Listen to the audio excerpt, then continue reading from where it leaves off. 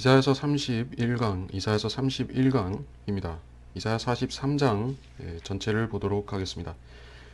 이제 오 야곱아 너를 창조하신 주가 이같이 말하노라. 오 이스라엘아 너를 조성하신 분이 말하노라. 두려워 말라. 내가 너를 구속하였고 내가 너를 지명하여 불렀으니 너는 내 것이라.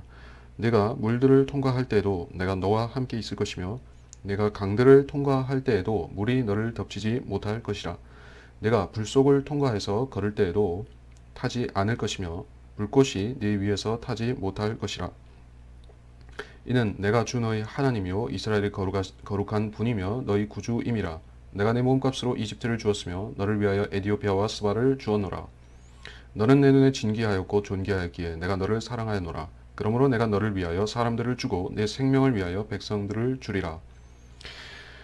자, 전반적으로 무엇을 말씀하는가 여러분이 문맥을 보시면 알 수 있지만 야곱과 이스라엘에 대해서 그들이 대환란에서 구속받는 그들이 결말에 대해서 말씀하는 것입니다.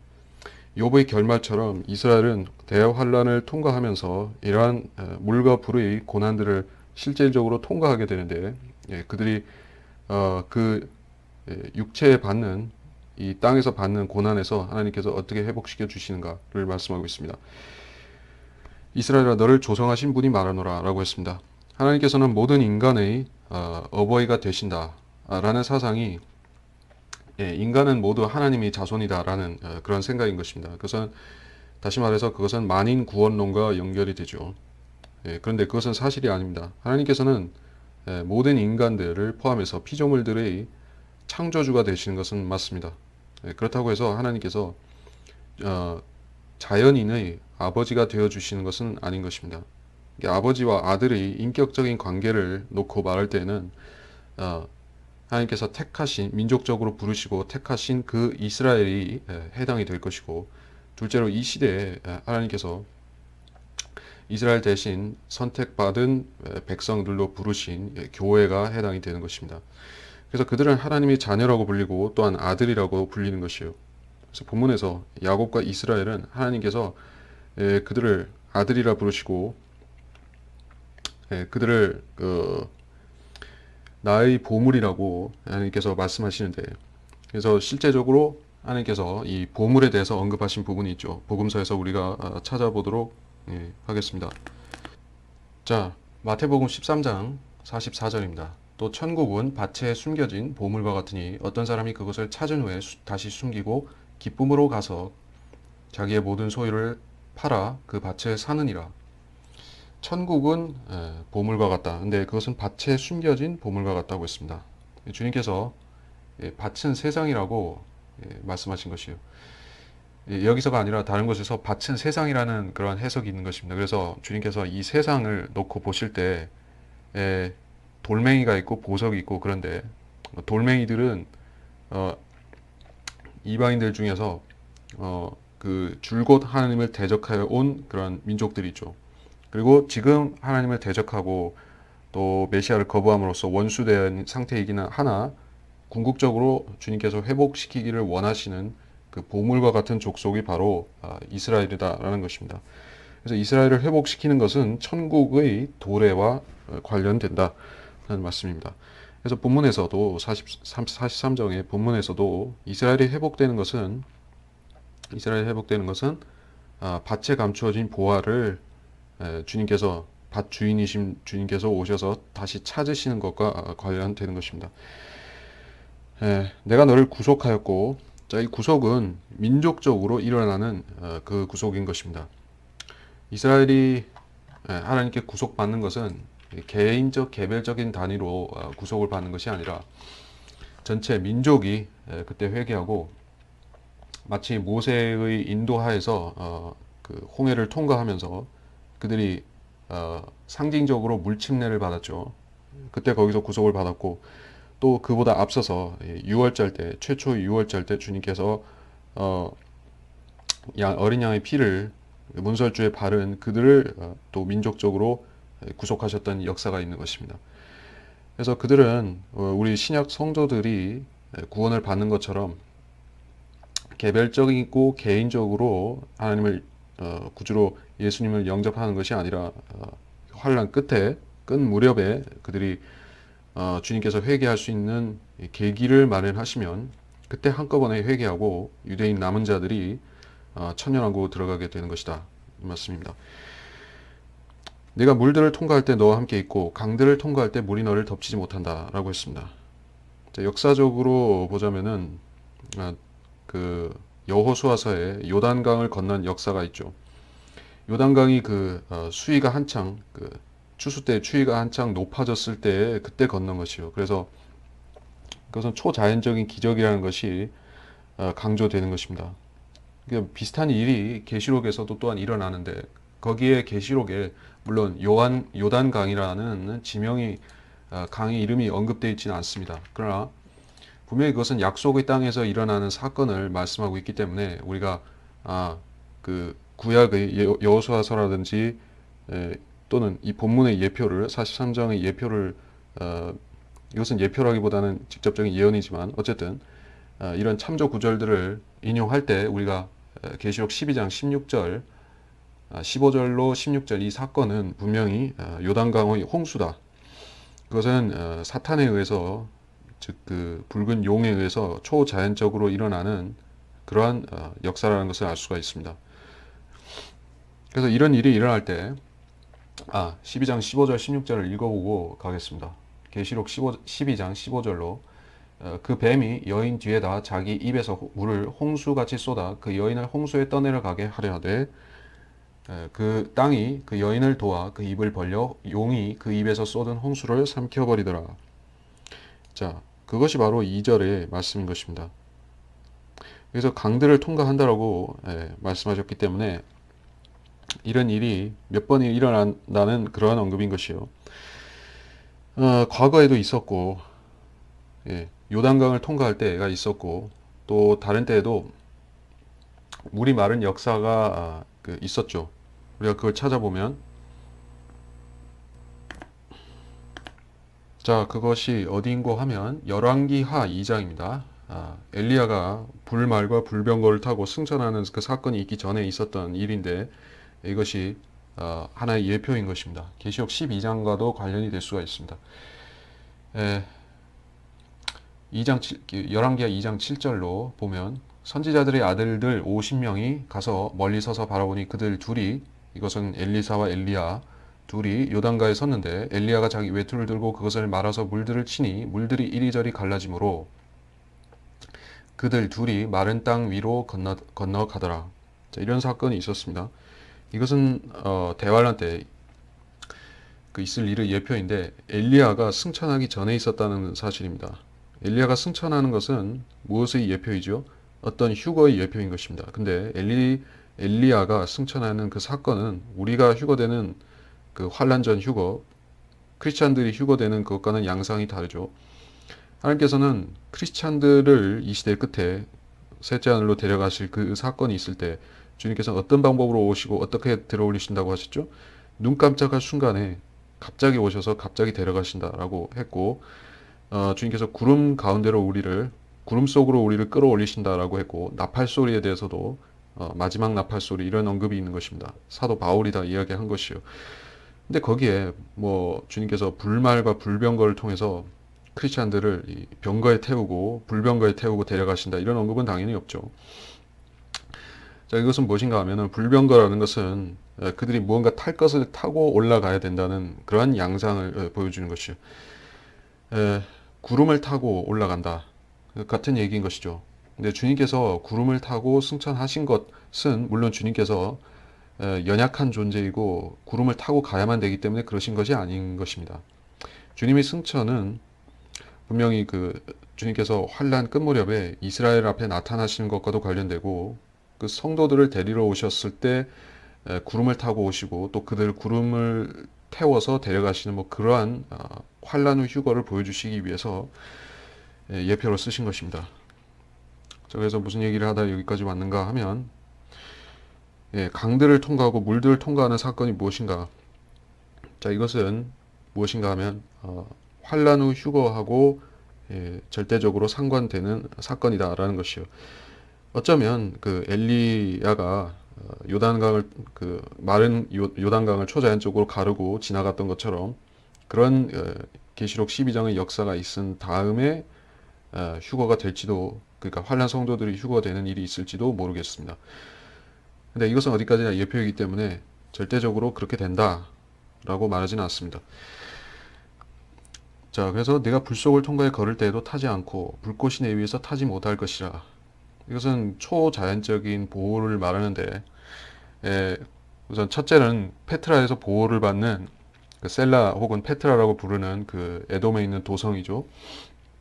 그 바위 성읍에서 3년 반 동안 이스라엘이 지켜지는 것입니다. 남은 자들이 지켜지는 것이요. 그들이 계시록 12장에 특별히 그 여인이 그 광야로 가서 3년 반 동안 거하는 그 부분인 것입니다.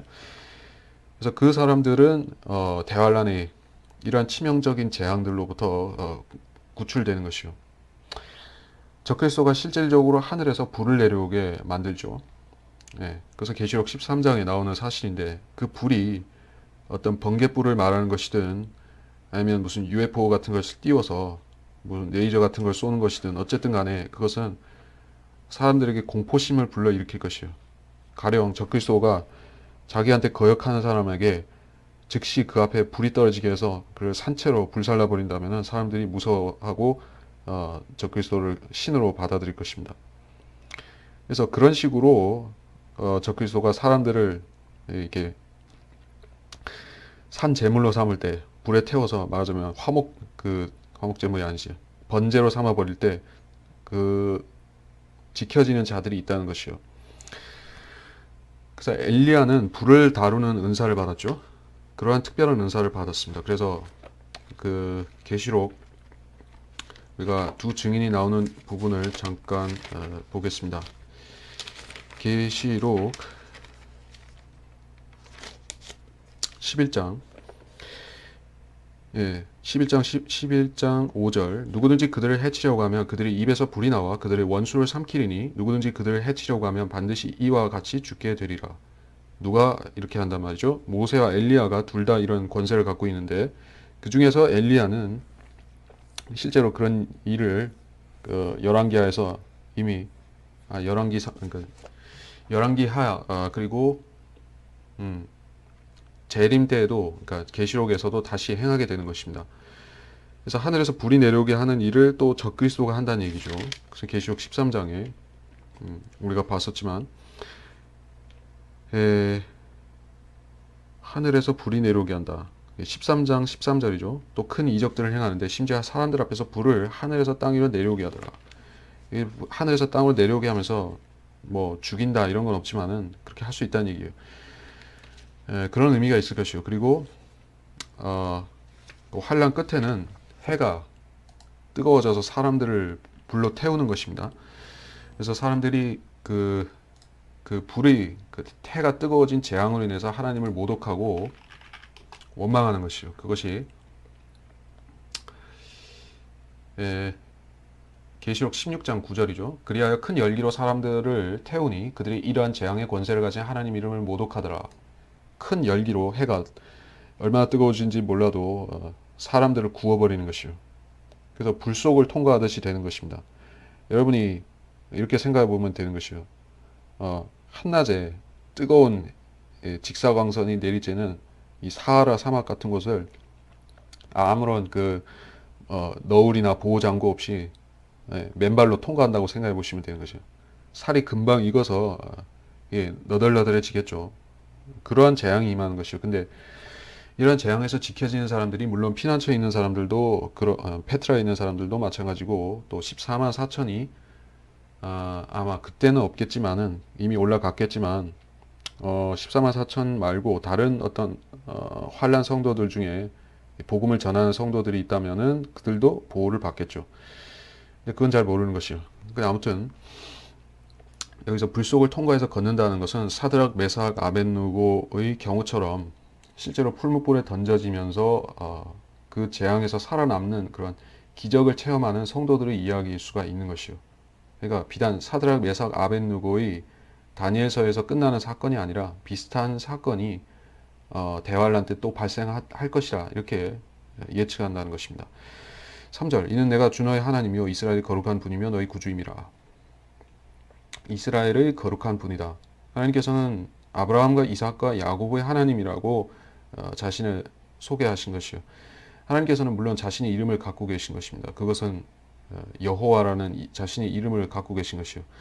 그러나 하나님께서는 그 이름에 여러 가지 수식어들을 또 영예로운 칭호들을 덧붙이신 것이요. 여호와 니시, 여호와 샬롬, 여호와 이레, 여호와 샴마, 삼마 이런 하나님이 이 땅에서 자신을 따르는 성도들을 위해서 행하신 이적들을 기념하는 칭호들이 따라 붙는 것입니다. 그래서 이스라엘의 거룩한 분이라는 것은 이스라엘을 위해서 이스라엘의 놀라운 일을 행하심으로 그들을 재난에서 구해내신 그 구속주인 하나님 그런 뜻으로 말씀하고 있다는 것이죠. 이스라엘의 거룩한 분이다. 물론 우리는 개인적으로 우리를 위해서 나를 위해서 십자가에서 죽으신 그 거룩하신 분이라고 우리는 개인적으로 믿고 하나님을 그렇게 부르죠. 크리스찬들은 그렇게 하지만 유대인들은 항상 우리 민족을 이런 극심한 재앙에서 구해내시고 계속 구해내고 계신 그러한 하나님이라고 말하는 것입니다. 출애굽기부터 지금에 이르기까지 항상 이스라엘은 하나님께서 그들 민족을 다루시면서 그렇게 구원하셨던 것입니다.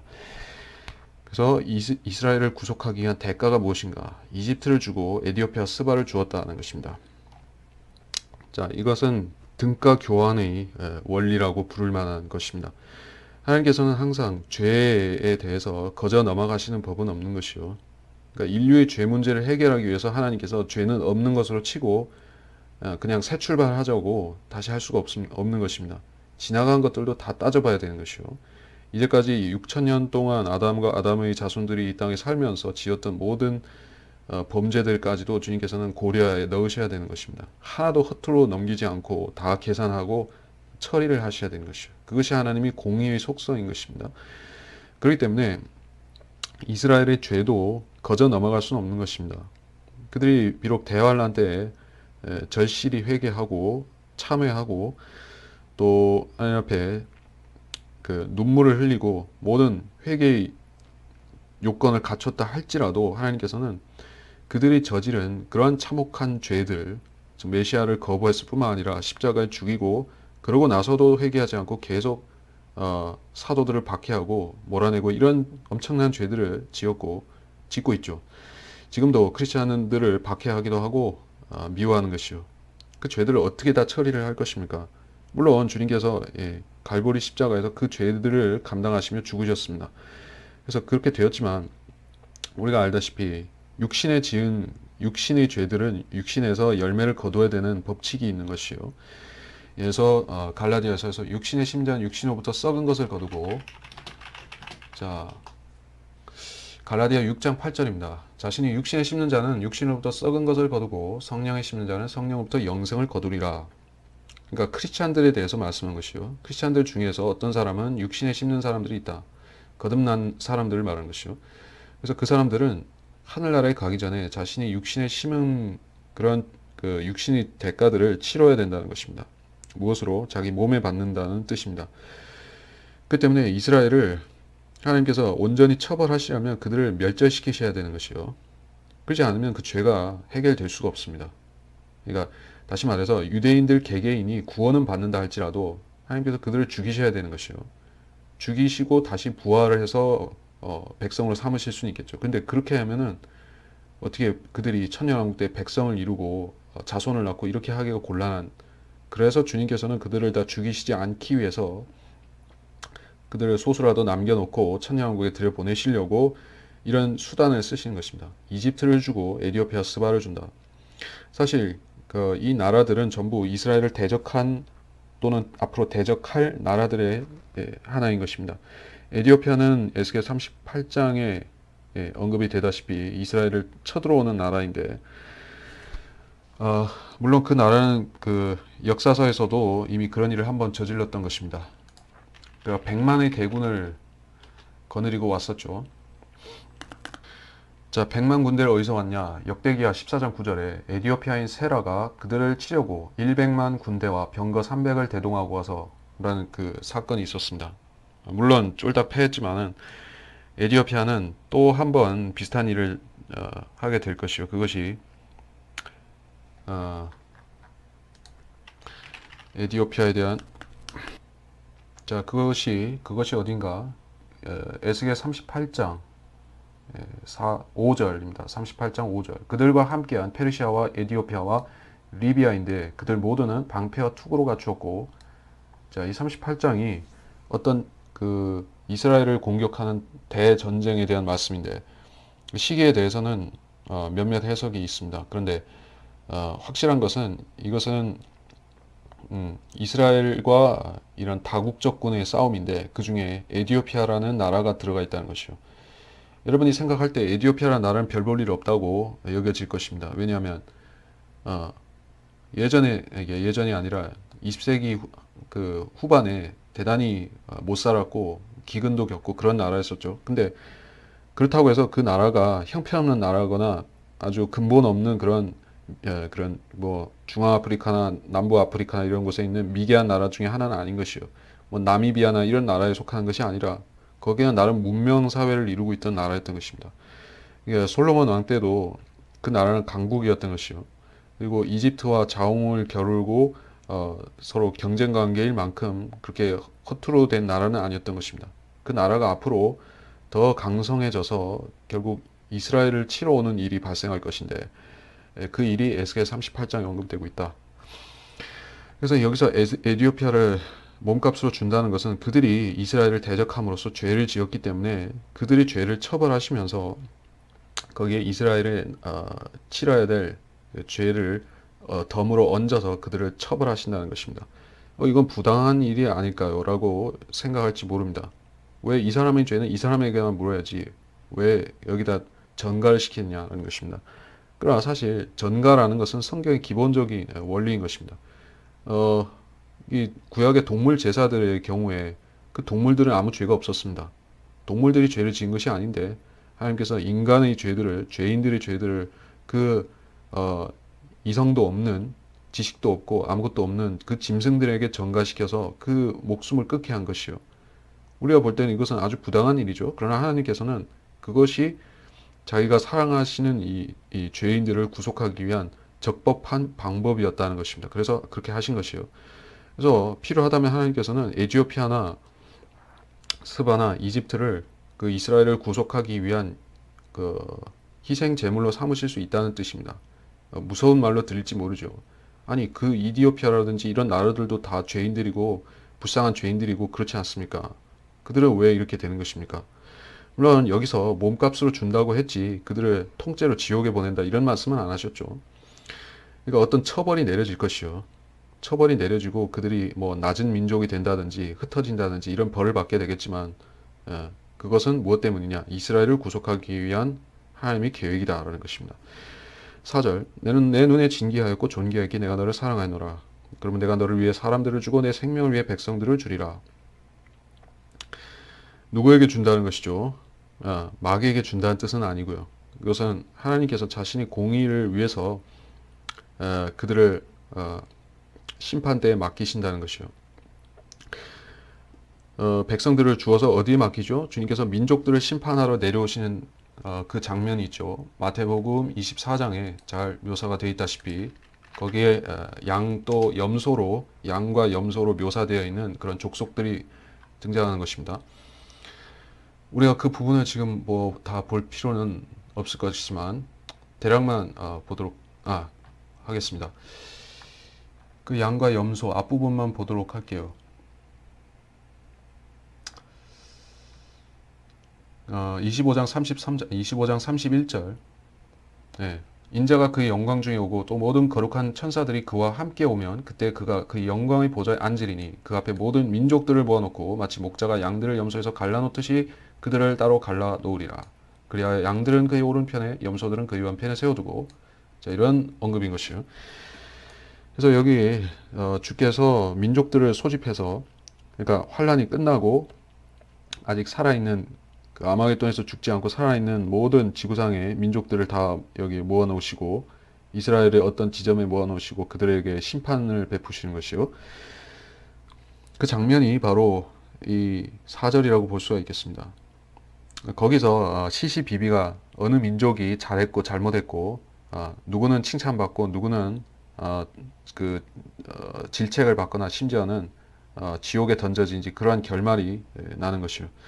거기서 하나님께서는 이스라엘을 두둔하시겠다는 뜻으로 말씀한 것이요. 그렇습니다. 이 민족들을 심판할 때 이스라엘은 하나님께서 그들을 편파적으로 두둔하실 것이요. 그리고 그 근거는 여기 마련되어 있는 것입니다. 내가 그들을 너희 몸값을 위해서 주었다라는 것입니다.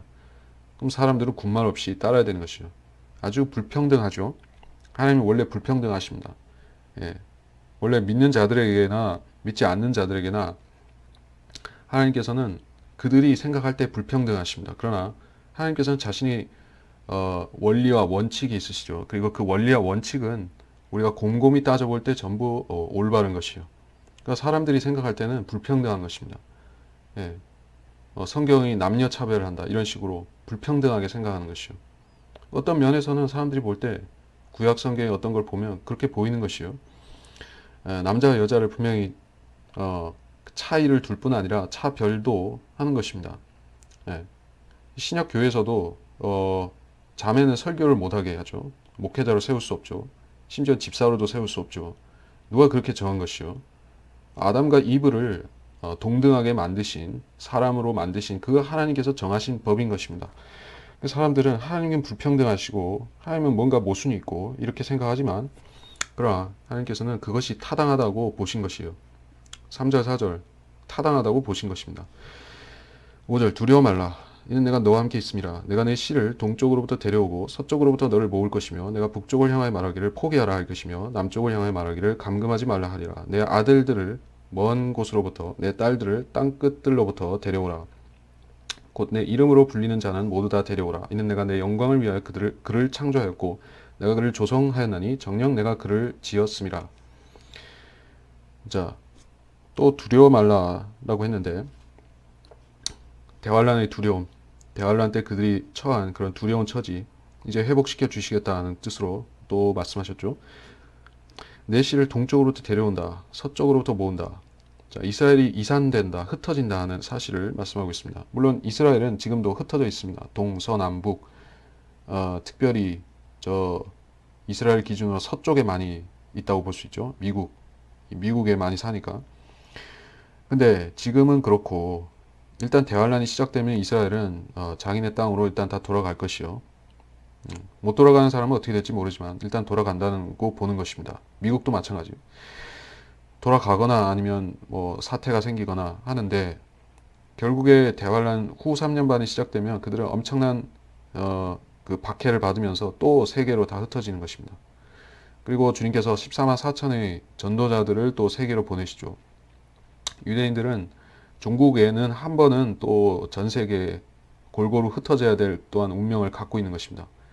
예, 3년 반 혹은 7년 동안 그런 일이 7년은 아니고 일단 후 3년 반에 제한시켜 본다면 그렇게 될 것이요. 그러다가 주님께서 마지막에 재림하시면 또 그 환란 중에 흩어진 이스라엘 사람들을 본토로 다시 돌려보내시는 것입니다. 그것은 1948년에 이스라엘 나라가 세워질 때 그 무렵에 있었던 그 유대인들이 본토로 돌아갔던 사건과는 그 상당히 다를 것이요. 그때는 배를 타고 가고 뭐 도보로 가고 할 수 있지만은 자기들 뜻대로 가고 싶으면 가고 남고 싶으면 남고 그랬었죠. 일괄적으로 돌아가지 않았습니다. 유대인들이 원래 살던 그 이방 땅이 좋으면 남아 있고 했었던 것이요. 그러나 재림 때는 그런 법이 없습니다. 무조건 다 돌아가야 되는 것이요. 뿐만 아니라 그들이 앞장서서 돌아가고 싶어 할 것입니다. 예, 그것이 이스라엘의 회복, 1920세기 중반에 있었던 그 회복과 앞으로 있을 회복의 큰 차이점인 것입니다. 자, 그래서 감금하지 말라, 포기하지 말라. 그들이 이스라엘이 사로잡힘 처지였다는 것을 우리가 알 수 있습니다. 사로잡힘이라는 말이 중요한데 그것이 욥기 42장 10절입니다. 욥이 그의 친구들을 위하여 기도하였더니 주께서 욥의 사로잡힘을 돌이키셨고 또 주께서는 욥에게 전에 소유했던 것의 2배를 주시니라. 욥이 무언가에 사로잡혔다라고 말씀합니다. 포로로 잡혔다는 뜻입니다. 포로로 사로잡혔는데 요건 아무한테도 포로로 잡히지 않았습니다. 단지 파산하고 병이 들었을 뿐인 것이요. 누가 그를 감옥에 가둔 것이 아닙니다. 근데 사로잡혔다라고 말씀하고 있어요.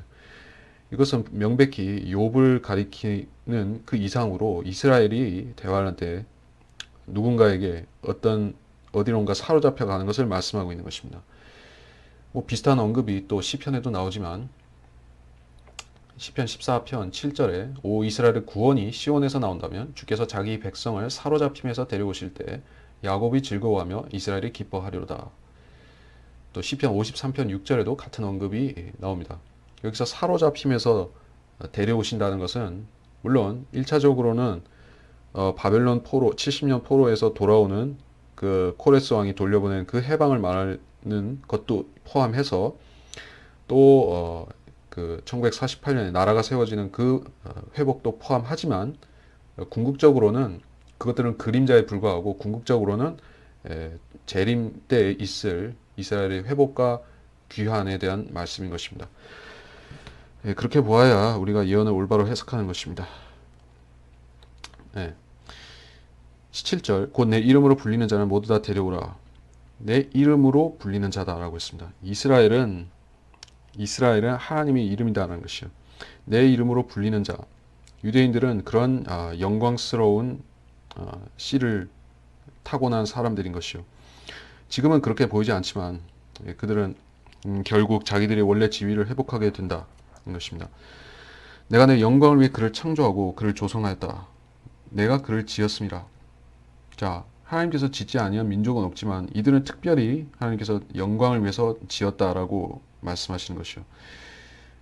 교회도 비록 그들이 하나님을 섬기고 거하게 될 처소는 다르다 할지라도 우리는 하늘에 있는 처소가 따로 있고 그것은 새 예루살렘이라 불리고 땅의 예루살렘이 아니죠.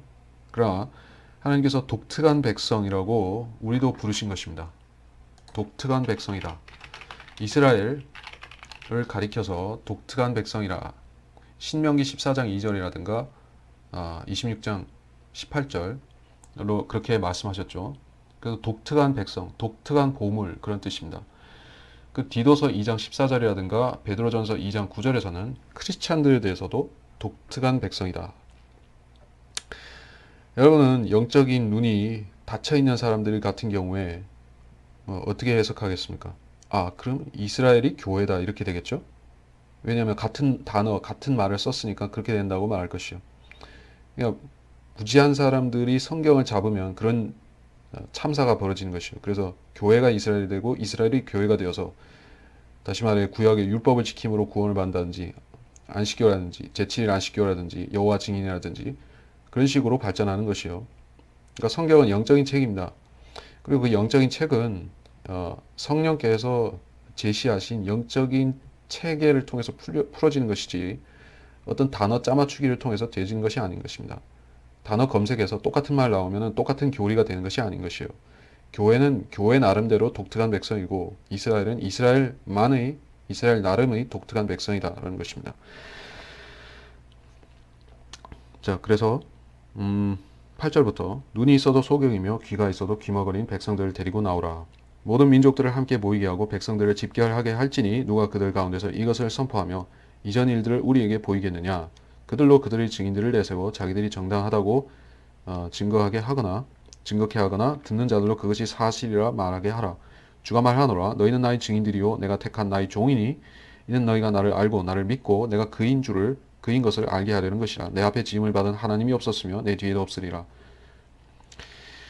눈이 있어도 소경, 귀가 있어도 귀머거린 백성들을 데리고 나오라라고 했습니다. 이스라엘의 현재 상태, 그 2000년 동안 그들이 메시아를 거부한 상태가 이렇다는 것입니다. 모세가 얼굴을 수건으로 가렸었죠. 왜냐하면 하나님의 영광이 그 얼굴에서 나오는 것을 백성들에게 보일 수가 없었기 때문입니다. 백성들은 하나님의 영광을 직면하는 것을 두려워 떨었던 것이요. 그래서 시내산에서 하나님께서 그 우레와 천둥 가운데서 번개들 가운데서 내려오실 때에도 두려워 떨고 죽을까 했던 것입니다. 그래서 그들은 여전히 두려움 가운데서 하나님을 외면하고 있는 것이요. 그런 사람들에게 하나님께서 그들을 회복시키실 때 그들의 영적인 눈과 귀를 다시 열어주시는 것입니다. 지금은 닫혀 있는 것입니다. 닫혀 있는 것이 오히려 유대인들에겐 낫다고 볼 수가 있습니다. 왜냐하면 그들이 그 여전히 하나님을 대적하는 상태에서 영적인 눈과 귀가 열린다면 그들이 받을 벌이 큰 것이에요. 차라리 무지한 것이 벌을 덜 받는 것입니다. 아담과 이브가 물론 그것은 그 죄를 짓기 전에 있었던 상태는 무지함은 아니었습니다. 무지함은 아니었지만 그들이 어쨌든 선과 악을 아는 지식은 없었던 것이요. 그래서 그 점에서는 그 결핍이 되어 있었다고 볼 수 있겠죠. 선악의 지식이 없었다는 점에서. 근데 그 지식을 하나님께서 주기를 영 싫어하신 것인가, 아니면은 그 지식이 그들을 파멸시키리라는 것을 아셨기 때문인가 하는 것입니다. 하나님께서는 그 지식이 그들의 독이 된다는 것을 알고 계셨습니다. 그들은 그 생명나무의 열매를 먼저 간절히 구했어야 되는데 구하지 않은 것입니다. 하나님께서 분명히 그것을 언급하셨음에도 관심이 없었던 것이요. 가서 언제든지 먹을 수가 있었습니다. 대신에 하나님께서 하필이면 먹지 말라고 하신 것에 관심이 간 것이요. 여기서부터 벌써 죄성이 싹트기 시작한 것입니다. 그리고 그 죄는 이브가 실제로 그 선악을 알게 하는 지식의 나무의 열매를 입에 넣을 때 발현이 된 것이요. 호기심이 단순한 호기심이 아니라 자기를 파멸시키는 호기심이 된 것이요. 자, 그래서 눈이 있어도 소경, 귀가 있어도 귀머거리라는 것은 이스라엘이 현재 그렇다는 것입니다. 주님께서 소경을 고쳐주시는, 또 귀머거리를 고쳐주시는 이적들을 행하시면서 이것은 이스라엘의 영적인 상태를 보여주신 것입니다. 베데스다. 요한복음 5장 2절에 주님께서 그 소경을 베데스다 연못으로 못으로 데려가셔서 이 사람은 소경이 아니라 그 알아서 18년 동안 누워 있는 사람인데, 아무튼 육신을 쓰지 못하는 사람은 혹은 소경이나 귀머거리와 같은 그러한 병자를 고쳐주시는 것은 전부 이스라엘의 회복과 관련 있는 것이요. 귀머거리 되고 그 귀머거리 되게 하고 벙어리 되게 하는 그 마귀를 쫓아내시곤 했었죠.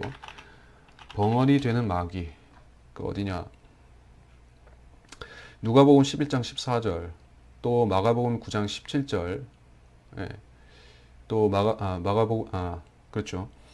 누가복음 11장 14절 보면 주께서 마귀를 쫓아내셨는데 그것은 벙어리더라. 마귀가 나가고 그 벙어리가 말을 하니 무리가 놀라니라.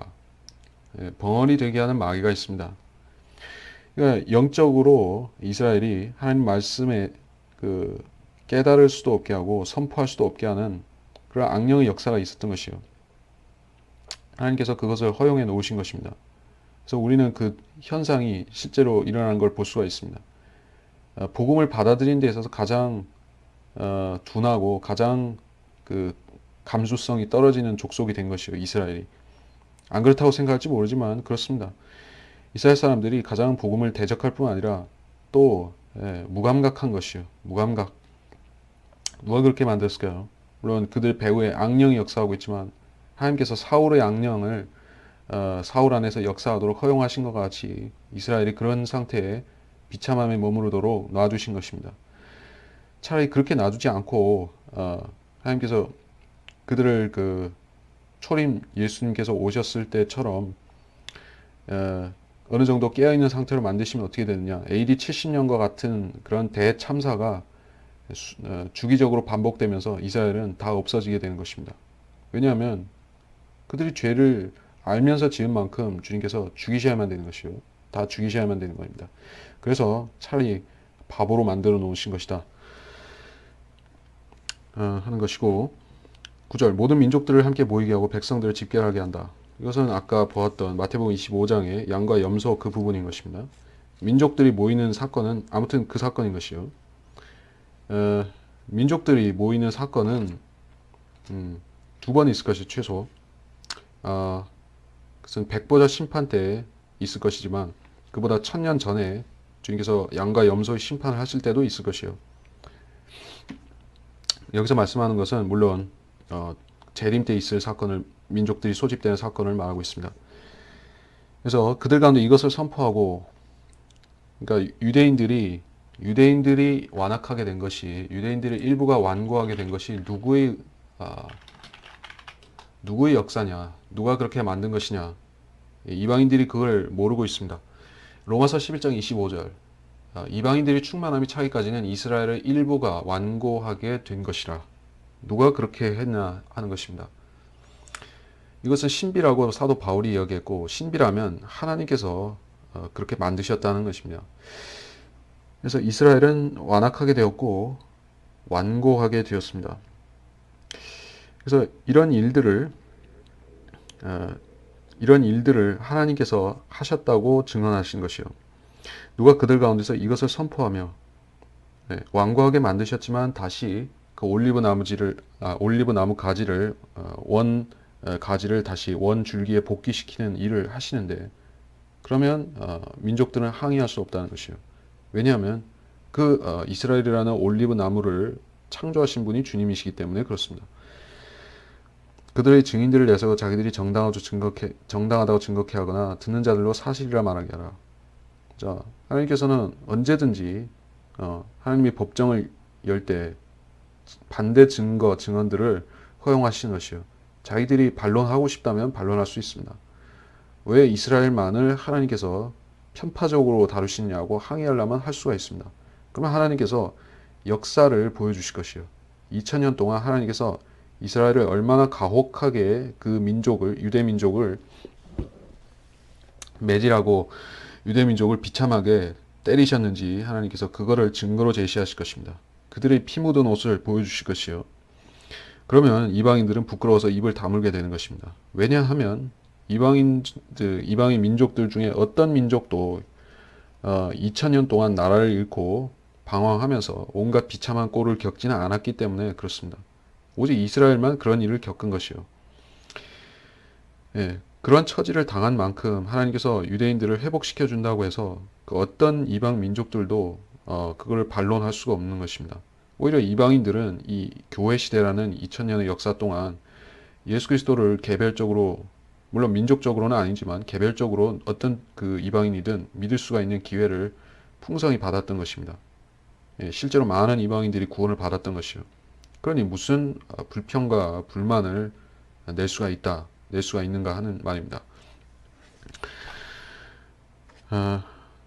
주가 말하는 10절 주가 말하노라 너희는 나의 증인들이요 내가 택한 나의 종이니 이는 너희가 나를 알고 나를 믿고 내가 그인 것을 알게 하는 것이라. 자, 하나님께서 이스라엘이라는 민족을 창조하신 목적이 무엇인가? 하나님께서 살아계시다는 산 증거를 세우려는 것이요.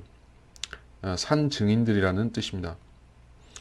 그들은 민족적으로 즉 개인적으로 경험했다고 하면 사실인지 아닌지 의심할 수가 있을 것입니다.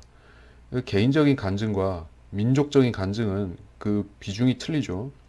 수백만 명이 하나님이 기적을 보고 놀라운 일들을 역사하시는 것들을 보고 증거를 했습니다. 크리스찬 한 명이 증거하는 것과 다르죠. 물론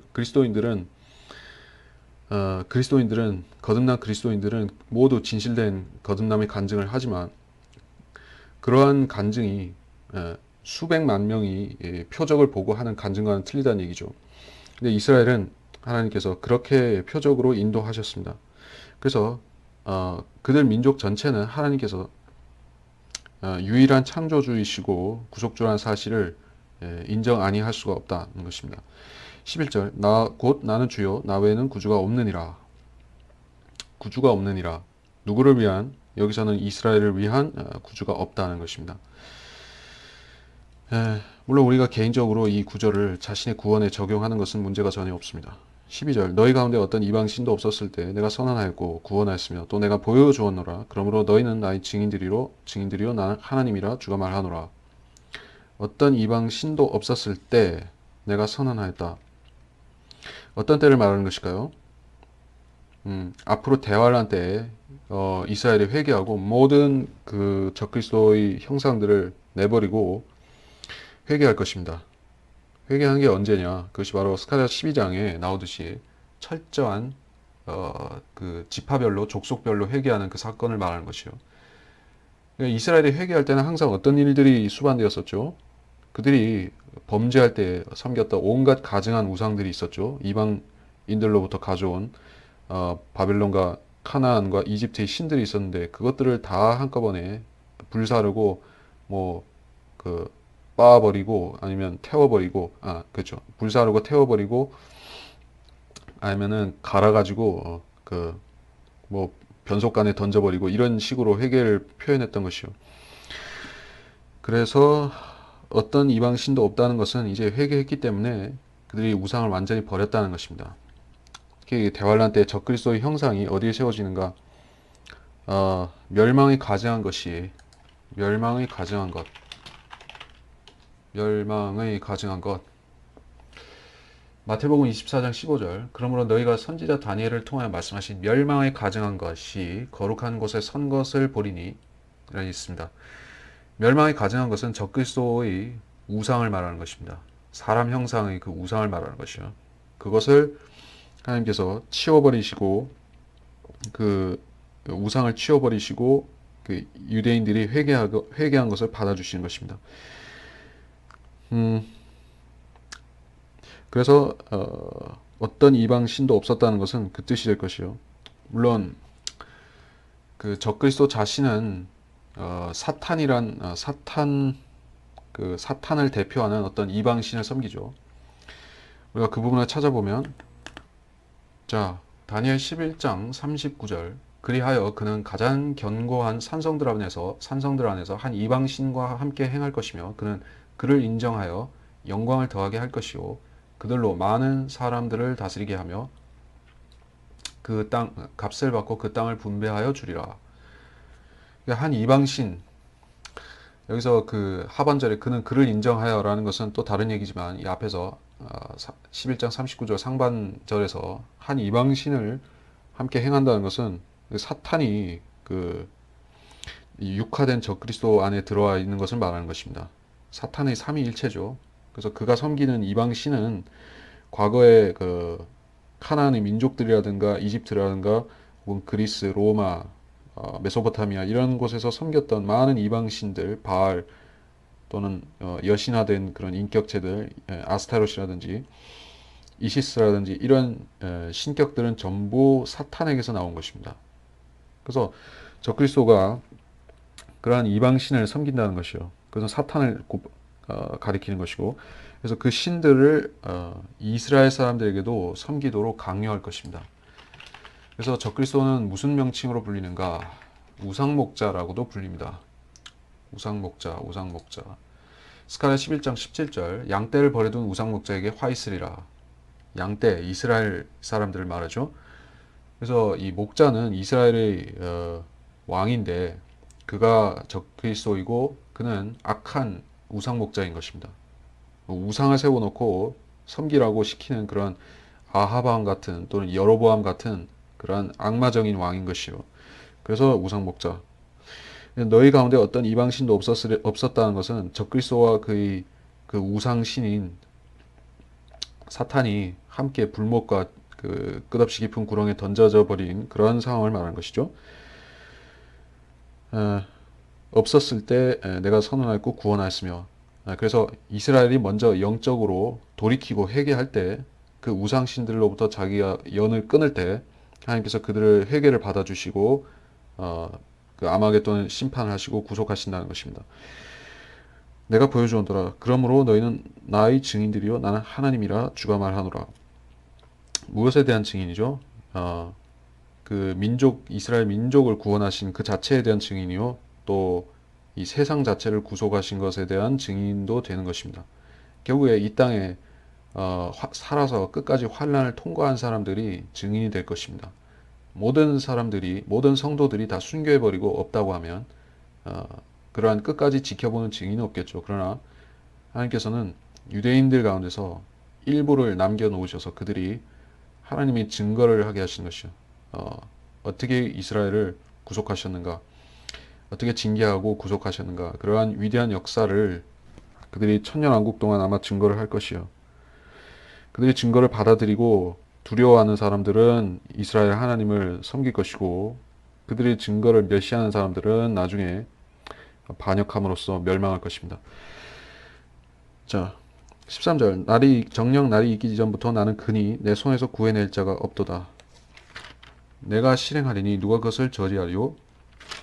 날이 있기 이전부터 나는 그다. 창세기 1장에 하나님께서 그 해와 아니 그저 낮과 밤과 낮을 나누시는 그 시점을 말하는 것이요. 그 이전부터 그러니까 낮과 밤이 날이 있기 전이 언제였죠? 그것은 계시록 아니요 저기 창세기 1장 1절의 세계였던 것입니다.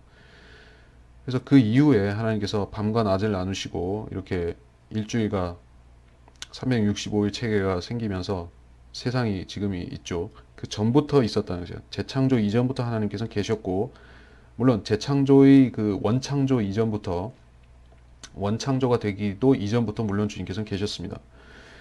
그래서 주님께서는 주님께서 어떤 자를 심판하고자 하시면 그가 천사이든지 혹은 그룹이든지 혹은 사람이든지 짐승이든지 그 무엇이든지 피할 수 없다.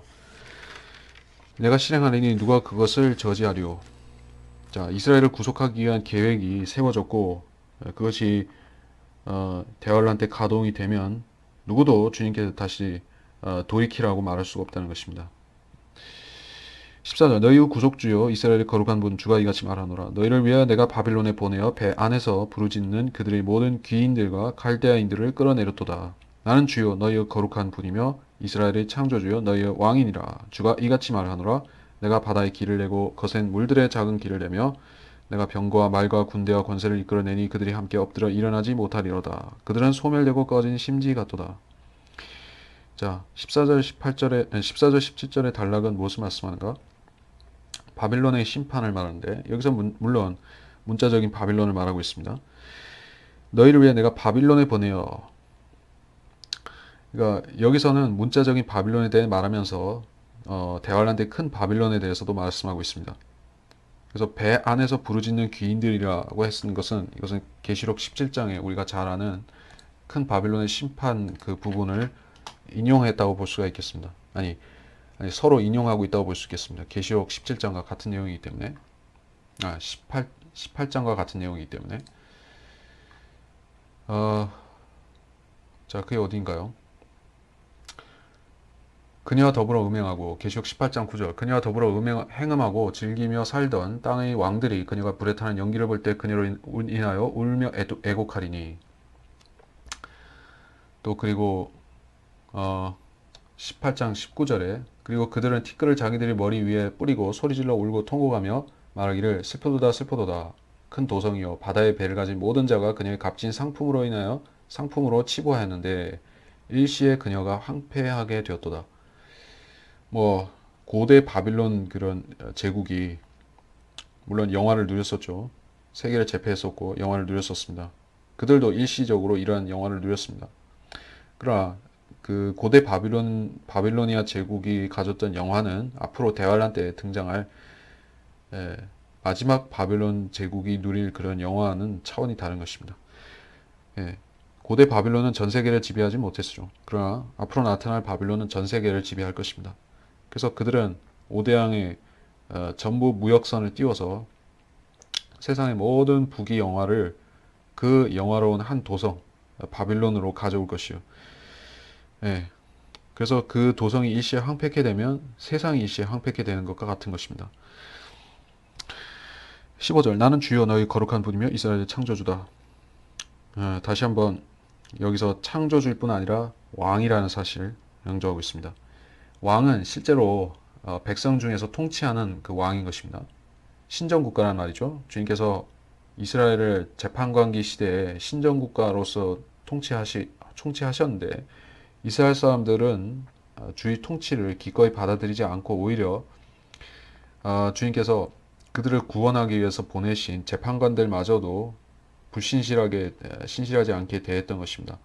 그로 인해서 하나님께서 그들이 자기들의 사심 때문에 왕을 요구할 때 들어주신 것이에요. 왕이 없는 것이 이스라엘의 영광이었습니다. 세상 모든 민족들은 하나님께서 그들을 안 다스리시기 때문에 자기들의 왕을 필요로 하는 것입니다.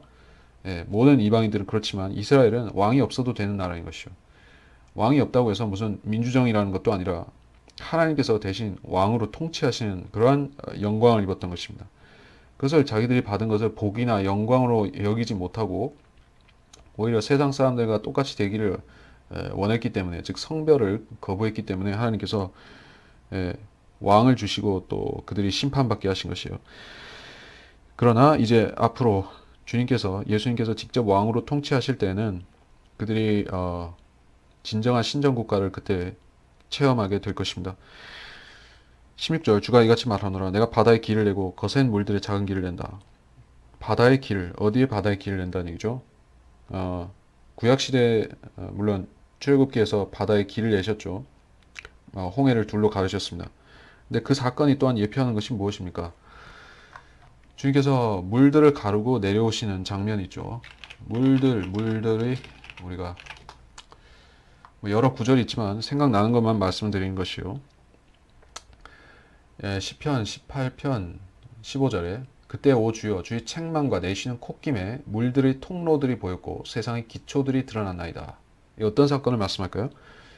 홍해가 갈라지는 모세 때의 사건이 아닙니다. 왜냐하면 세상의 기초들이 드러났다는 언급 때문에 그렇습니다. 모세가 홍해를 갈랐을 때는 홍해 밑바닥만 드러났죠. 그때는 세상의 기초가 나오지는 않았습니다. 세상의 기초가 어디 있는가? 그것은 기품이라고 불리는 곳에 있는 것이요. 거기서 이 세상이 시작된 그런 시초가 있는 것이요.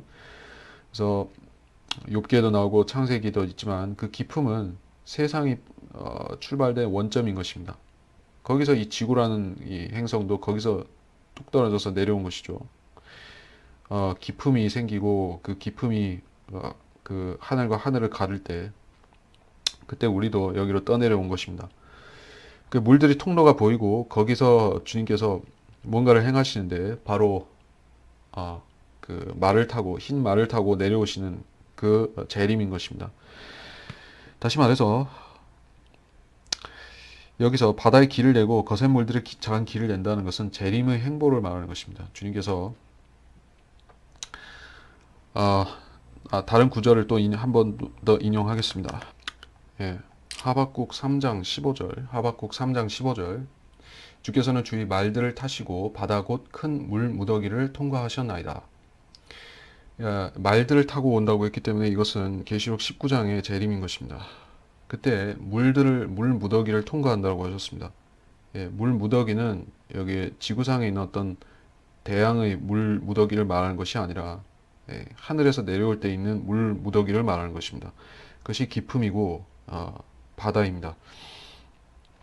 자, 그래서 여기서 길을 내면서 내려오시는데 17절에서는 병거와 말과 군대와 권세를 이끌어내니 누구를 말씀하는 것이죠? 그 이역의 대적하는 자들을 말하는 것입니다. 유엔의 군대를 말하는 것이죠. 그래서 엎드려 일어나지 못하리라. 소멸되고 꺼진 심지 같도다. 그러니까 일시에 망한다. 그 큰 바벨론이 하루에 망하듯이 적그리스도의 군대도 하루에 망하게 되는 것입니다. 누구에 의해서 망하는가? 흰 말들을 타고 내려오신 주님과 주님의 군대에 의해서 망하는 것입니다. 18절부터 너희는 이전 일들을 기억하지 말며 옛날 일들을 생각하지 말라. 보라 내가 새 일을 행하리니 이제 나타나리라. 너희가 그 일을 알지 못하겠느냐? 내가 정령 광야의 길을 사막의 강들을 내리라. 들의 짐승이 나를 존경할 것이요 용들과 올빼미들도 그러하리라. 이는 내가 광야의 물들을 사막의 강들을 주어 나의 백성 나의 택한 자로 마시게 할 것임이라. 이 백성은 내가 나를 위하여 조성하였느니 그들이 나의 찬양을 나타내 보이리라. 이전 일들을 기억하지 말고 옛날 일들을 생각하지 말라. 여기서 기억하지 말라, 생각하지 말라라는 것은 역사를 망각하고 몰지각해지라는 뭐 그러한 뜻으로 말씀한 것이 아니죠. 그러니까 우리가 항상 이런 그 성경의 어떤 과장법이라든지 비유법이라든지 시적인 표현이라든지 많이 있습니다. 또 하나님께서는 그 지정의를 가지셨기 때문에 감정적인 말씀도 하시는 것이요. 인간이 화가 날 때는 마음에 없는 말도 하죠. 하나님께서는 화가 나시면 그런 말씀도 하시는 것이요. 그러나 그렇다고 해서 성경이 모순이거나 비진리가 되는 것이 아닌 것입니다. 다시 말해서 예, 이전 일을 기억하지 말고 옛날 일을 생각하지 말라. 그것에 얽매여 살지 말라는 뜻으로 우리가 받아들이면 되는 것입니다. 그러니까 인간들이 항상 그, 각종 무천년주의, 후천년주의, 특히 후천년주의식으로 어, 인류의 미래를 위해서 과거를 잊어버리고 발전시키자고 얘기를 하는 것이요. 그런데 그들은 과거를 잊어버림으로써 무엇을 하는가? 더 악한 일을 꾀하고 있는 것입니다. 그래서 문제는 그들이 과거에 했던 악한 짓들을 답습하게 된다는 것이요. 바벨탑을 쌓았을 때 주님께서 그것은 진노하시고 그 진노의 표시로 언어를 혼잡시켜버리고 흩으신 것입니다. 그래서 그게 하나님의 징계라는 것인데 사람들은 과거를 잊어버렸을 뿐더러 그러니까 바벨탑은 신화적인 것이야 라고 말하면서 오히려 자기들이 어, 똑같은 탑들을 짓기도 하고 또 유엔에 모여서 바벨탑을 또 재현하고 있는 것입니다. 누가 그렇게 무지한 짓을 하는 것이죠? 역사를 잊어버리고 교훈을 찾지 않기 때문에 그러한 무식하고 무지한 짓을 하게 되는 것입니다. 역사를 잊어버리라는 뜻이 아니란 말이고 단지 그들이 거기에 대해서 더 이상 개념하고 고민하고 이렇게 살지 말라는 것입니다. 당연히 그렇죠. 유대인들이 자기들이 과거에 대해 생각한다면 얼마나 통절할 것입니까? 얼마나 수많은 유대인들이 지금 이 시대에 특히 이 시대에 지옥에 가고 있는 것이요. 99.9%가 지옥에 간다고 해도 과언이 아닐 것입니다. 극소수의 유대인만 구원을 받죠. 수많은 유대인들이 지옥에 가고 또 그들이 무지 가운데서 하나님을 얼마나 대적하고 있습니까? 그들이 나중에 천년왕국 때 그런 것들을 이 마음판에 계속 박혀 있으면 양심이 불로 지진 것 같아서 평안히 살 수가 없을 것입니다. 그러니까 하나님께서 그들이 그런 괴로운 기억을 덜어주신다는 것이요. 주님께서 계시록 21장, 21장이 맞죠? 21장 이런 말씀 있죠. 21장 4절 하나님께서 그들의 눈에서 모든 눈물을 닦아내시며 다시는 사망이나 슬픔이나 울부짖음이 없고 고통 또한 없으리니 이는 이전 것들은 다 사라져 버렸음이라고 하더라. 눈물을 닦아낸다는 것은 단순히 이례적으로 달래준다는 그런 정도의 의미가 아니라 더 이상 그 괴로운 기억을 안 하게 만들어 주신다는 것이요. 우리도 사실은 마찬가지가 될 수 있습니다. 우리가 지금 이 지상생애를 살아가면서 크리스찬으로서 온갖 하나님 앞에 못할 일들을 못할 짓들을 많이 하고 살아가는 것입니다. 크리스찬이라고 하면서 그렇게 하는 것이요. 우리가 영원히 이 기억을 마음속에 담아두고 살아야 한다면 우리가 얼마나 못나는 짓을 하고 살았는가 하는 것을 못나고 폐역하고 이렇게 배은망덕한 짓들을 거듭난 이후에 하고 살았는가. 물론 거듭나기 전에도 마찬가지고 그런 것들 다 기억하고 살아야 된다면 영원히 영생이 아니라 영원한 고역일 것이요. 그렇게 안 되도록 하나님께서 돌봐주시겠다는 것입니다. 이러한 같은 취지의 그러한 설명은 물론 피터 라크만 박사도 이 구절은 아니지만 했었던 것이요. 그래서 잊어버린다는 것은 어떤 면에서는 축복이 될 수가 있습니다. 괴로운 것은 잊어버리는 게 축복이다. 자, 그리고 새 일을 행하리니 이제 나타나리라. 무엇이 새 일일까요? 광의 길, 사막의 강들을 내리라. 즉 천년왕국을 건립하는 그 사역이 바로 새 일이라는 것입니다. 그래서 그 새 세대, 그 인자가 통치하는 그 새 세대의 그 말씀을 보면 마태복음 19장 28절이죠. 나를 따르는 너희들은 인자가 자기 영광의 보좌에 앉은 새 세대에 너희도 12보좌에 앉아 이스라엘 12지파를 심판하리라. 새 세대가 언제 온다는 말인가?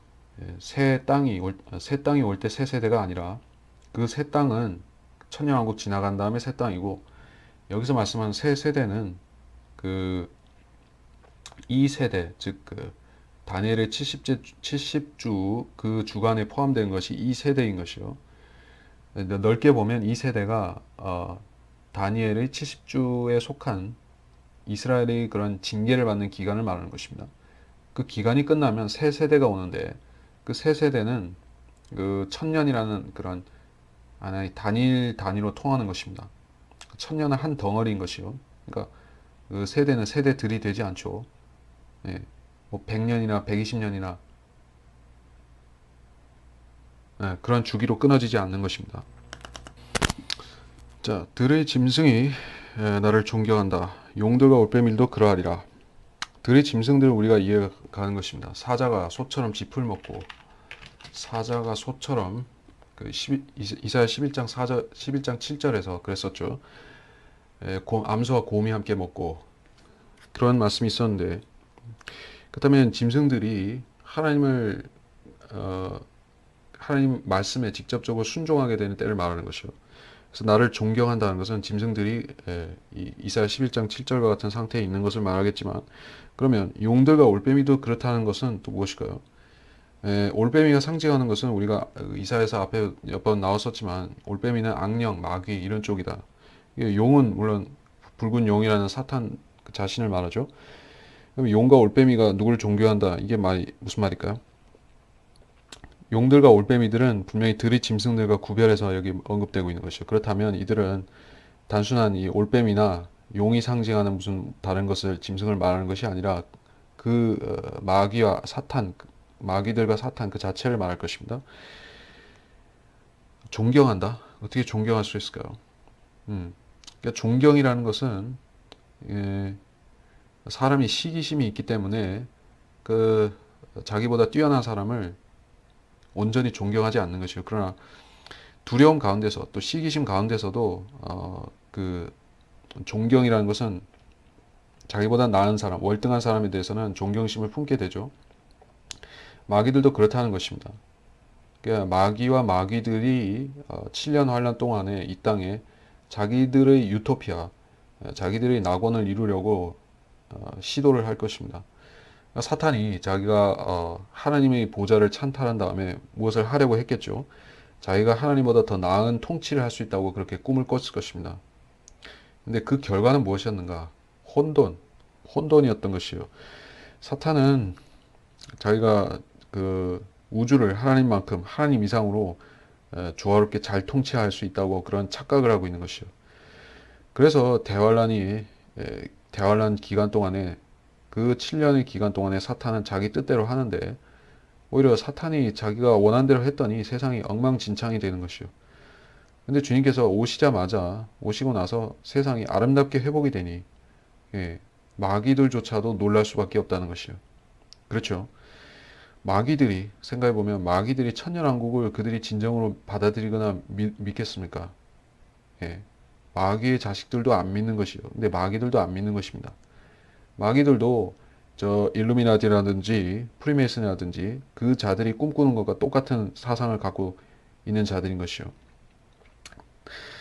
그들은 전부 다 유신론자들인 것이요. 하나님께서 최고 통치자가 있다는 것을 그들은 다 인정하는 자들인 것입니다. 마귀의 자식들이면서 하나님께서 최고 신이라는 것을 인정합니다. 그런데 자기들이 하나님보다 더 똑똑해서 이 세상을 더 잘 다스릴 수 있다는 그런 착각을 하고 있는 것이요. 그것이 마귀와 사탄과 또 마귀의 자식들의 그런 생각인 것입니다.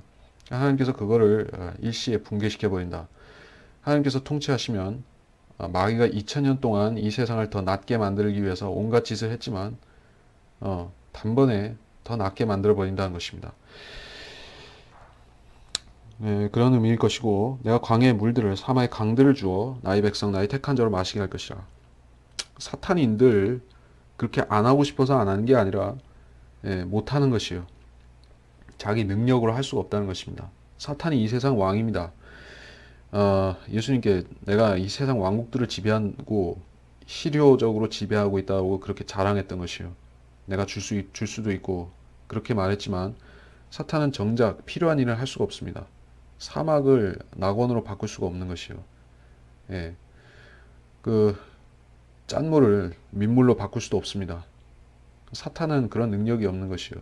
그래서 자기를 설령 어떤 백성들이 어떤 자들이 사탄을 신으로 모시고 사탄에게 도와달라고 한다 할지라도 사탄은 그들에게 그런 기적을 베풀 수가 없습니다.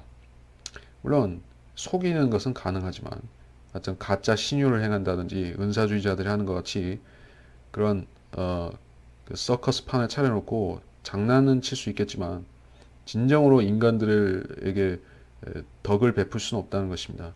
근데 하나님께서 하신다는 거예요. 하나님께서는 실제적으로 광야에 물들을 주시고 사막에 강들을 주어서, 여기서 물론 나의 백성 택한 자는 이스라엘을 말하겠지만 그들에게 주신다. 하나님은 하실 수 있다는 것입니다. 그러나 사탄은 자기를 따르는 자들에게도 할 수가 없습니다. 21절 이 백성은 내가 나를 위해 조성하였나니 그들이 나의 찬양을 나타내 보이리라. 나를 위하여 조성하였나니. 자, 그러니까 이것이 내가 아버지 안에, 아버지가 내 안에 있다라고 요한복음에 주님께서 말씀하신 의미가 여기 있는 것입니다. 하나님께서는 궁극적으로 모든 그 피조물들, 창조물들을 그리스도 안에 한데 함께 모으려 하신다 라는 말씀을 하셨죠. 우리가 그걸 찾아보면, 자, 에베소서 1장 10절 이는 때가 찬 경륜 안에서 하늘에 있는 것들이나 땅에 있는 것들이나 자신 안에 있는 것들까지도 만물을 그리스도 안에서 하나로 함께 모으려는 것이냐. 하나로 함께 모은다고 했습니다. 그리스도께서는 결국에는 지금 그리스도인들만 주님을 존중하고 존경하고 두려워하고 그런다 할지라도 결국에는 미물들까지도 벌레나 벼룩이나 파리나 모기들이라 할지라도 다 주님께 경배하고 두려워하게 만들어야 된다는 것이요. 언제 그렇게 할 것인가? 만물을 그리스도 안에 한데 모으면 그것이 된다는 말씀입니다. 그래서 그렇게 하기 위해서 하나님께서는 먼저 부르신 자들이 있는데 그들이 바로 이스라엘이었고, 이스라엘이 그 일을 계속 수행함으로 이 땅을 주님께로 돌려야 되는 것입니다. 이 사람들을 돌려야 되고, 사람들이 주님 앞에 돌아오면 그때는 주님께서 이 땅을 회복시켜서 땅이 주님께 순종하게 만드는 것입니다. 그래서 이스라엘의 역할은 이 땅을 하나님의 천국으로 회복시키는 것이 이스라엘이 받은 소명인 것입니다. 22절 그러나 오 야곱아 너는 나를 부르지 아니하였으며 오 이스라엘아 너는 내게 실증을 내었도다. 너는 내 번제물로 작은 송아지도 내게 가져오지 않았고 내 희생 제물로 나를 존경하지도 않았도다. 나는 제물과 더불어 너를 수고하게도 아니하였고 향과 더불어 너를 괴롭게 하지도 않았도다. 너는 나를 위하여 돈으로 향품도 사지 아니하였고 내 희생제의 기름으로 나를 흡족하게도 아니하였으나 오히려 너는 내 죄들로 나를 수고롭게 하고 내 죄악들로 나를 괴롭게 하였도다. 라고 나는 나 자신을 위해 내 허물들을 없애는 이니 내 죄들을 기억하지 아니하리라. 나를 기억하라. 함께 변론하여 내가 정당하다는 것을 주장하라. 22절부터 이스라엘의 범죄에 대한 하나님의 책망이 나오는데 이건 역사적으로 다 적용되는 이야기인 것입니다. 이사야 당대로부터 지금의 일까지 모두 역사적인 적용이 가능합니다. 근데 여기서 내 번제물로 작은 송아지도 내게 가져오지 않았다는 게 무슨 말씀입니까? 송아지는 우리가 보면 적그리스도가 아니라 이스라엘의 광야에서 금송아지를 만들어 놓고 하나님 대신에 섬기려고 했었습니다.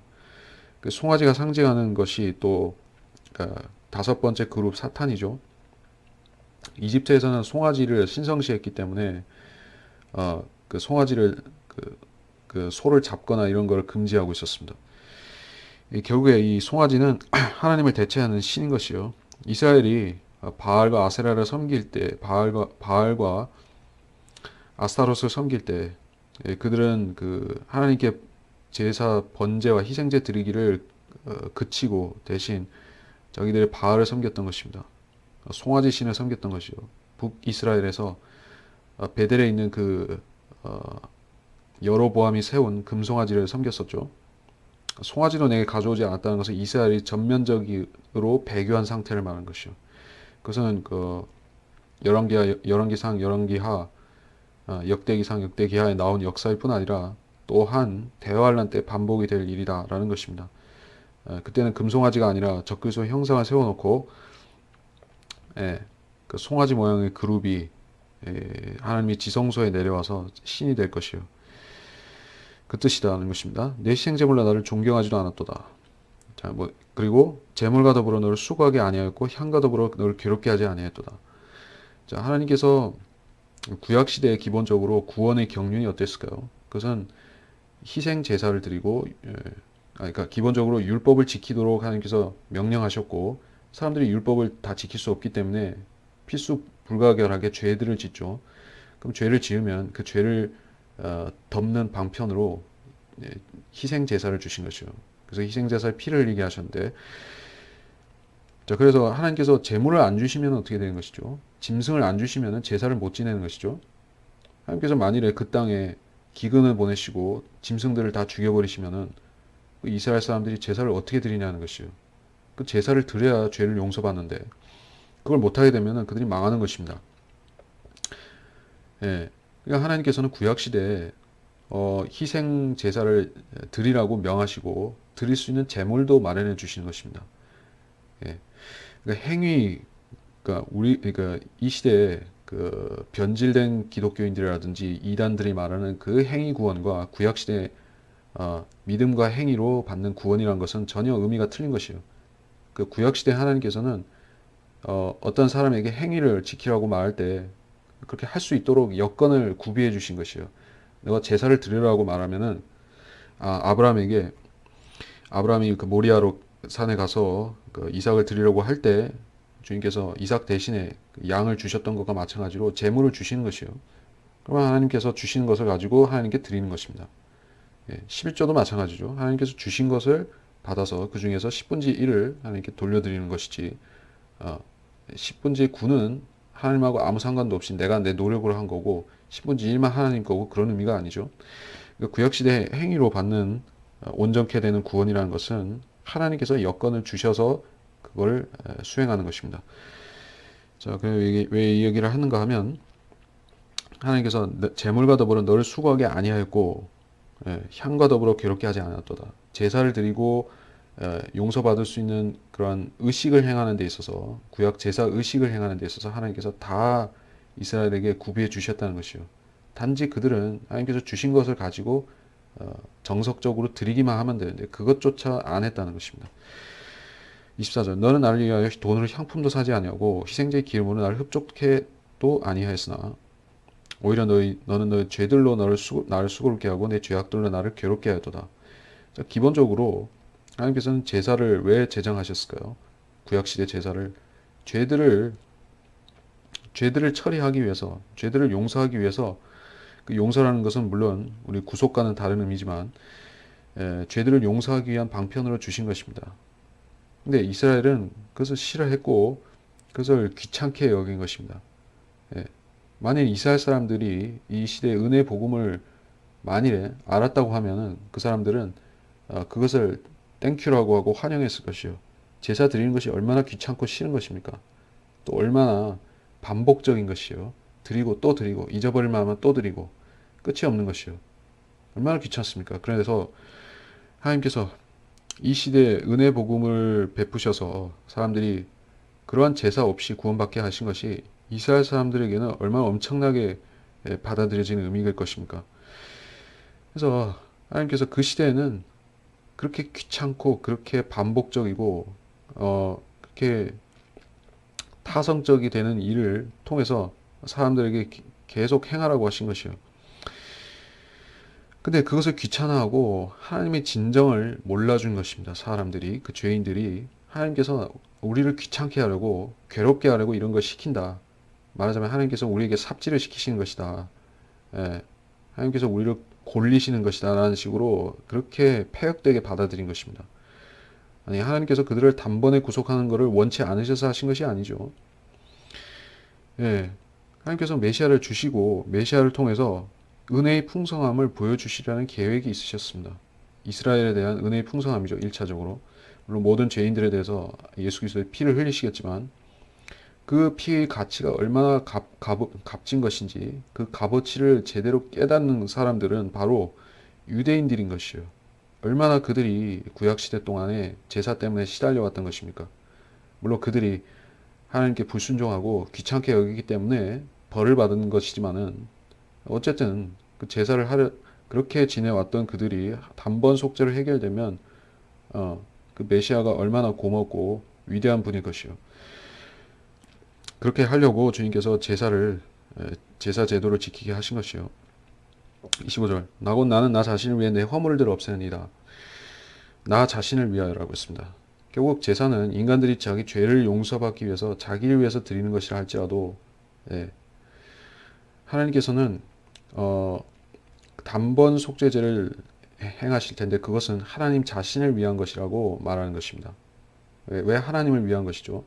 만약 하나님께서 예수 그리스도의 피 속죄를 대속을 안 하시고 그 구약 제사 제도를 계속 유지하셨다고 하면은 하나님께서 계속 그걸 하셔야 되는 것이에요. 사람들이 제물을 동물 그 피 흘림과 제물을 가져오면 피와 제물을 가져오면 그걸로 또 죄를 지워버리고 또 죄를 덮어버리고 계속 반복하고 또 죄를 짓고 하게 되는 것이요. 그래서 하나님 자신을 위해서 하나님의 안식을 위해서 하셔야만 되는 것입니다. 하나님께서 더 이상 반복적인 제사를 안 하시기 위해서 하신 것이에요. 내 죄들을 기억하지 아니하리라.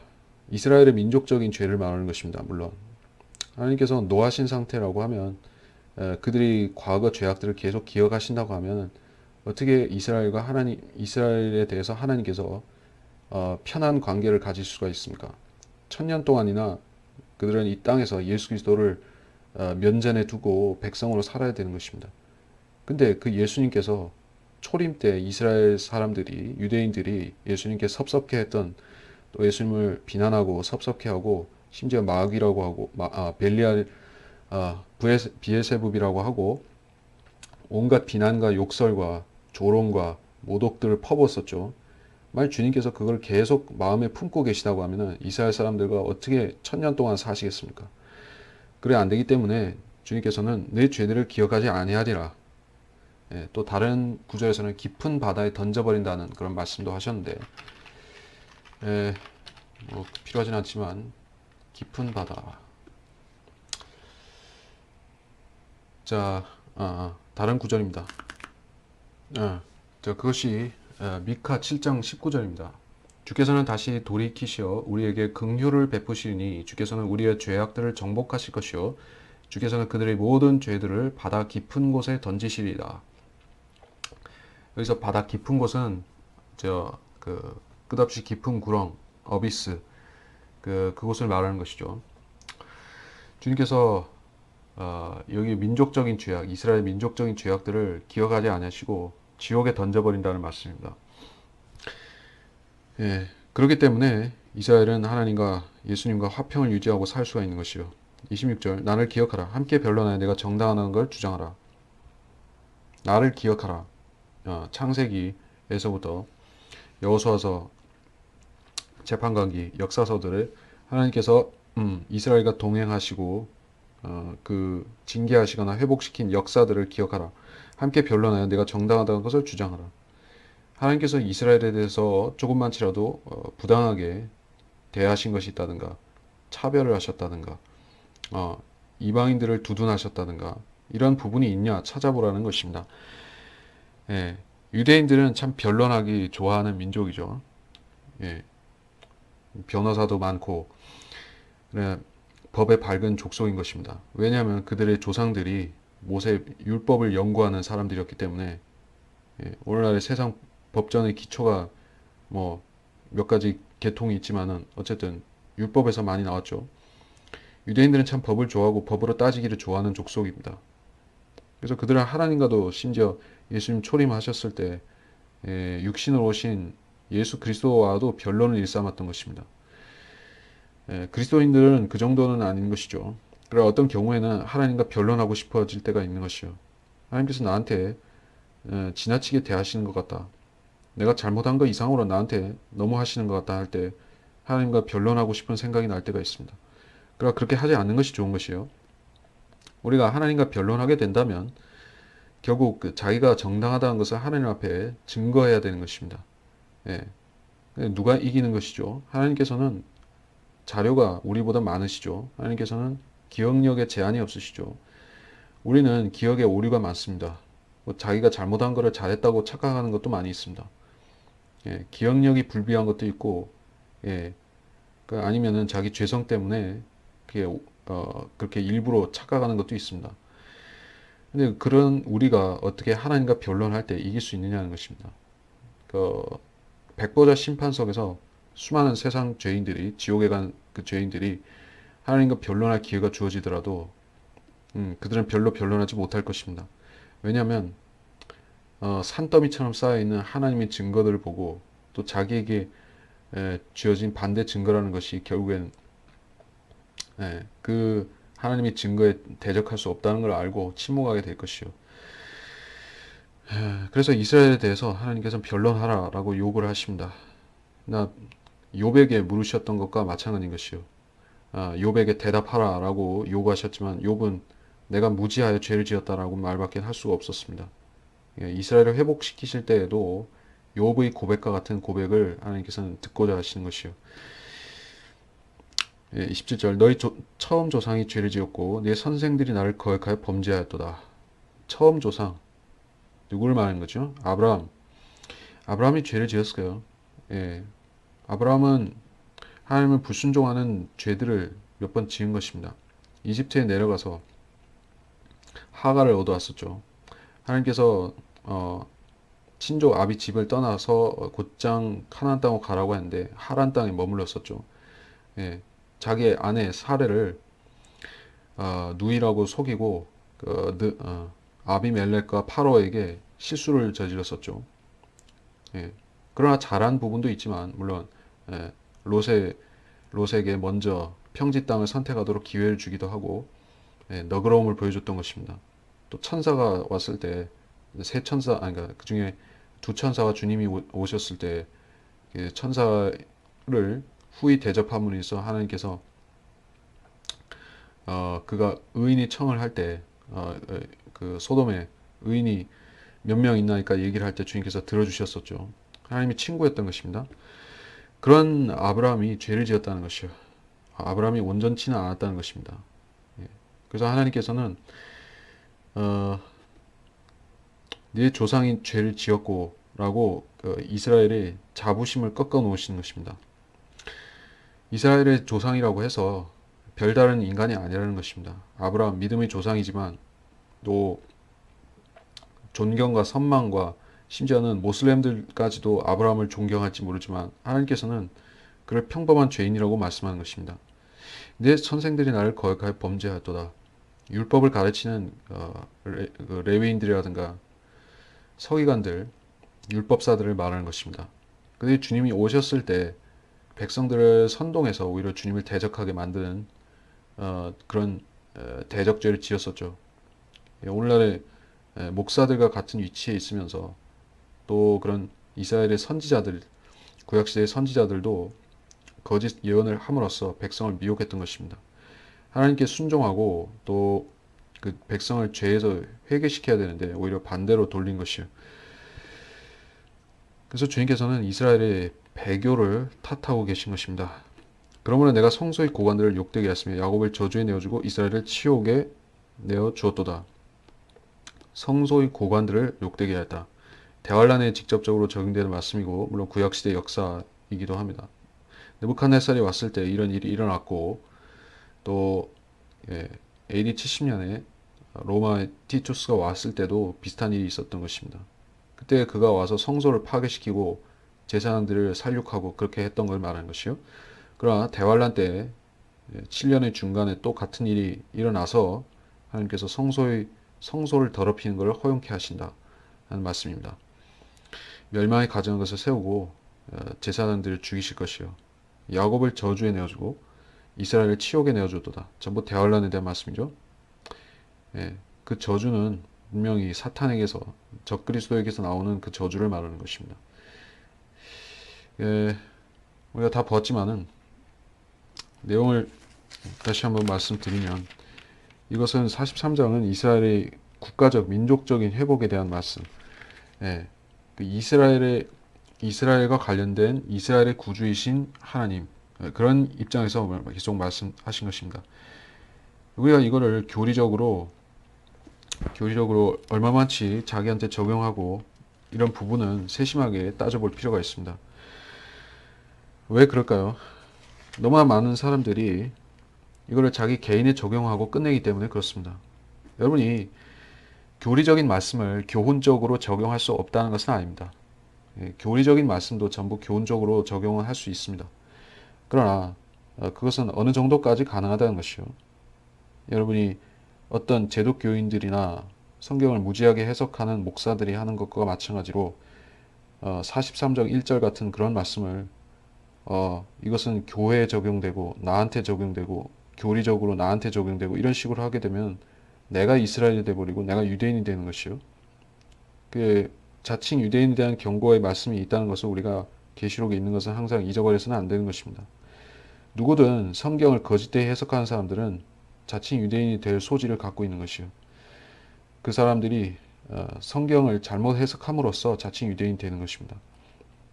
또 거짓 선지자가 되고 다른 복음까지 주장하게 되는 것입니다. 그렇게 안 되기 위해서 우리는 항상 이러한 본문을 해석할 때 먼저 교리가 무엇이고 교리적으로 누구에게 어떤 상황에서 말씀하는가를 생각하고 그 다음에 교훈으로 적용할 부분은 적용하는 것입니다. 네, 그렇게 하는 것이 중요하다. 이번 시간을 마치도록 하겠습니다.